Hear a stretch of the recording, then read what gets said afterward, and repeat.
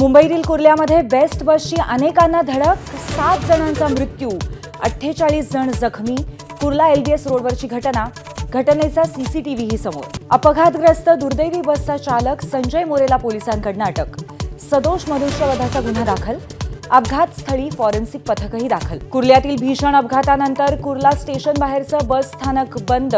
अनुचित प्रकार होऊ नये म्हणून बेस्ट प्रशासनाकडून खबरदारी. भाजपचे आमदार योगेश टिळेकर यांचे मामा सतीश वाघ यांची अपहरण करून हत्या. मारेकरी अजूनही अज्ञातच. हत्येच्या कारणाचंही अजून गूढ. बीड जिल्ह्यात मस्साजो गावच्या सरपंचाची अपहरण करून हत्या. मारेकरी कोण आणि हत्या कशासाठी केली याचं गूढ. मार्कळवाडीत आज भाजप विरुद्ध महाविकास आघाडी. पडळकर, खोत आणि नाना पटोले आज गावात. तणाव वाढण्याची शक्यता.